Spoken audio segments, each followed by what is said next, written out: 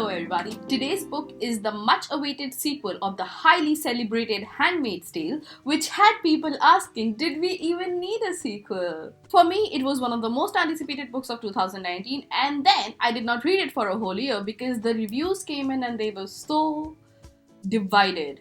People liked it or they hated it. I did not see a single person loving it. Then gradually people were like, yeah, it's actually quite good. And then more people were like, it's the most horrible thing I've ever read. So it was hard to For me, Handmaid's Tale was perfect. I could not find a flaw in it. Of course, everything is flawed in one way or another, but for me it was just perfect. So did I want to ruin that perfect universe that existed in my head by reading the sequel that many were calling unnecessary? I went in quite scared and anxious, but my anxiety was, as usual, unfounded because I ended up quite enjoying the book. It was also my first ever audiobook, so I was anyway quite extra anxious, but then I ended up loving the audiobook experience as well.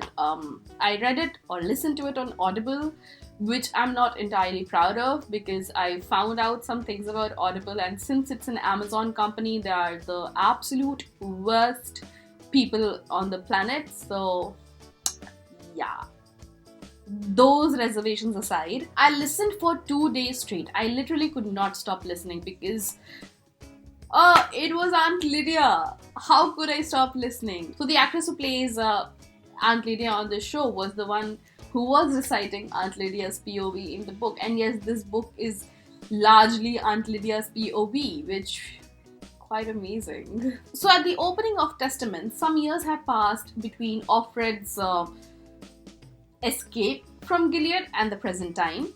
And there are a lot of time jumps. So, the POVs jump quite a lot in time and in space. So, once you're in Gilead, once you're in Canada, so it can be quite confusing. So you have to really pay attention.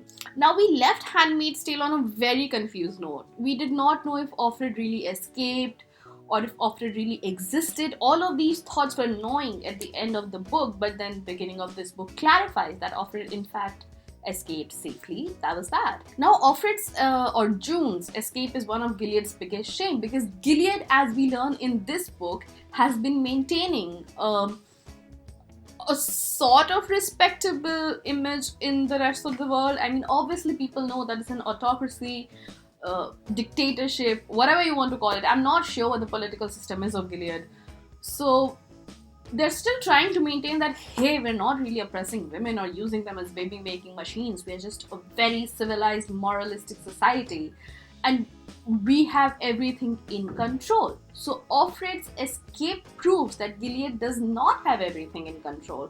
So it's one of their biggest shames. Now the story is told in 3 POVs. First, as I said, is Aunt Lydia, and she recites stories from years past as well, how Gilead came into being and what went inside their heads as it was happening in real time, that they're just being careened off out of their workspace and their homes, and their rights are stripped away. It's quite harrowing to read it, but fascinating as well because, come on, Handmaid's universe is fascinating. Horrible, yes, but fascinating. The second POV is of a Gilead girl who is on her way to become an aunt. Now you might ask, why would someone want to become an aunt? Aunts were so horrible in the first installment. Why would someone willingly want to be that unless they were quite sadistic and took pleasure in other people's misery?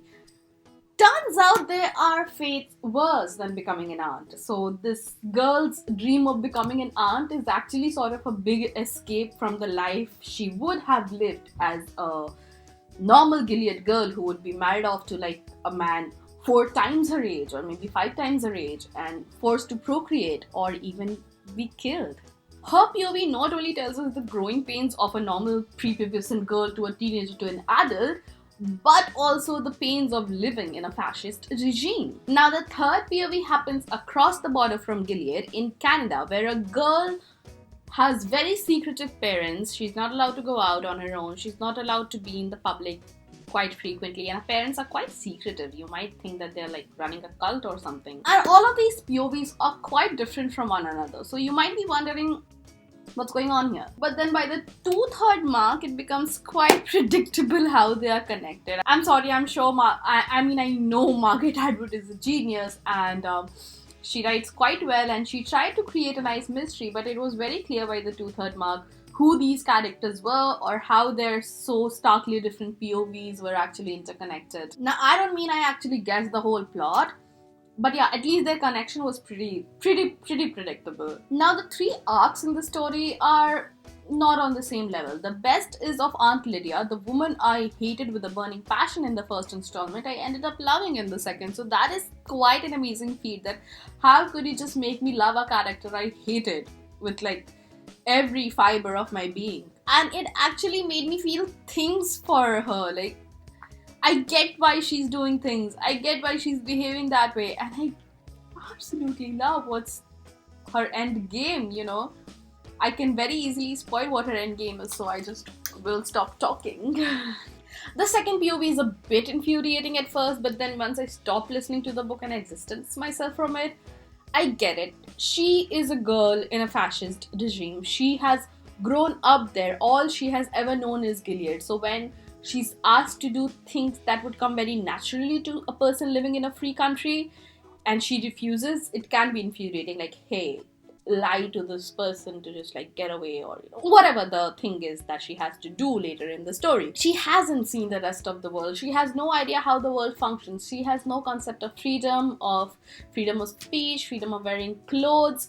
The first time she has to remove her clothes, the Gilead clothes, and wear normal ones, it's a big deal for her and was very infuriating for me to read, but then I had to distance myself. You know, all her life she's known that women are supposed to be this, men are supposed to be that. There are certain roles for certain genders, and I don't know what it would be like to be in her shoes, to not know the rest of the world. In that context, all of her fear, her excessive disciplined nature, all of that makes sense. She behaves like a brainwashed captive because that's exactly what she is. Now, the third young girl, she is my biggest issue with the book, because she is where the whole story just... It's not that well developed, and she is such an important part of the book, and it just ruins the whole book in a way.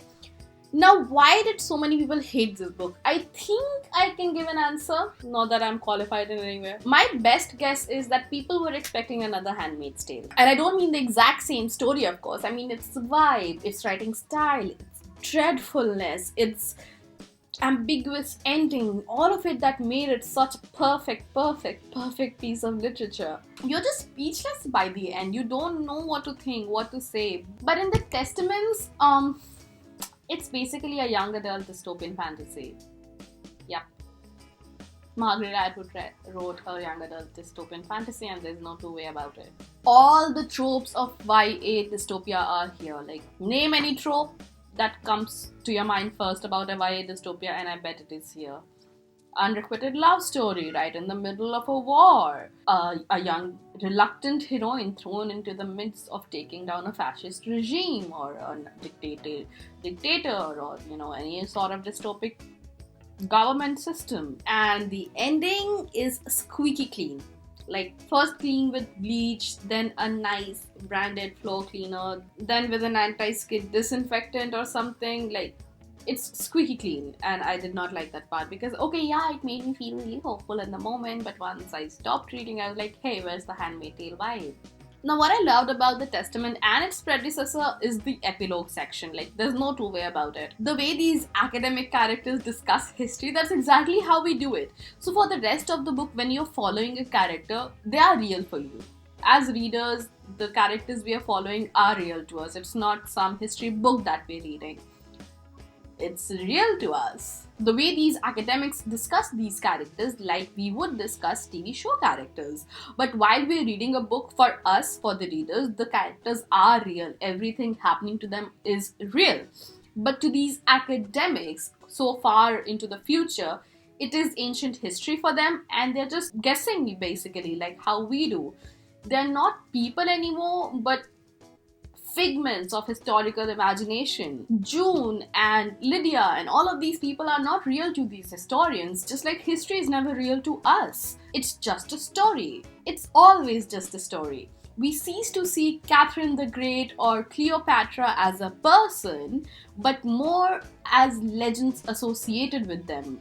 They are intriguing characters after all, and not real people to us. We discuss them as myths, as mythical creatures. Some try to debunk facts about them, some try to validate them, some try to deny their existence at all. Hey, that never happened. It's just a story, it's an urban legend. And that's exactly what's happening in the epilogues of Handmaid's Tale and the Testaments. And it's so realistic, it feels a little bit jarring to me. The Gilead Historical Society renders these characters as just characters. And there's something really haunting about it. June, Lydia, and so on, they cease to exist in the book's reality, instead becoming legends. And by legends, I don't mean, oh, what a legend! Legends as in, it's legendary. There's no proof of it ever existing. That the women we followed for the entirety of these two books, that the whole story where we rooted for these women and they suffered, and in their suffering we suffered, and we wanted them to win, we wanted them to lose, all of these things happened to us, and then these historians discuss them just as tall tales, like, hey, is it like Bigfoot? Does it exist? Now the story wins for me because of Lydia's POV, like, no doubt about it, and it falters because of the rushed generic change. It begins like a Handmaid's Tale, but by like 1/3 mark, it becomes a young adult dystopia, which is quite disappointing because I am personally not a fan of young adult dystopia. The only young adult dystopia I've ever liked is The Handmaid's Tale, is The Hunger Games, and maybe because I was like 17 when I read it, I liked it. I wouldn't have if I read it now. And The Handmaid and The Hunger Games was such a life-changing event for me because I had never looked at the world in that way before that. Before I had read things like Da Vinci Code and Dracula, and never thought about fascist regimes and things like that. So The Hunger Games was quite a life-altering thing that happened to me. But otherwise, I'm not a fan of this genre in general. So the fact that Margaret Atwood just flipped it like a light switch, it was a little bit disappointing, but as a story it works. As a story it's great. In fact, I think it's fair to be pissed at it because it's not in the same genre as its prequel. You know, people have certain generic expectations, and I just realized that this was a phrase that one of my cinema teachers used a lot. And okay, yeah, generic expectations. So before you go into a book or a film, you have certain expectations from it based on the genre. So if I'm reading a Game of Thrones, I would want a Clash of Kings to be in the same genre as it. If a Clash of Kings suddenly was a sci-fi where Jon Snow was a cyborg and the Red Wedding was like a space event, I would be thrown off and I would hate it. Or if a Clash of Kings suddenly became a love triangle or like a Mills and Boon novel, it would be so fucking disappointing, right? So yeah. Damn, she thick. So yeah, I think that's the biggest disappointment with The Testaments, that it was suddenly a different genre and readers were expecting something else. You ordered pizza and you received waffles. Waffles are quite great, there's no denying that. Add a little bit of vanilla ice cream, But you were in the mood for pizza, and the waffles then become a disappointment. So in general, The Testaments is a good story, it's a great book, it has some brilliant writing, the audiobook was so good, the narrators were brilliant, but the genre was all wrong. So if you like young adult dystopia, you might actually quite like this story, and I'll see you next time with another quick review.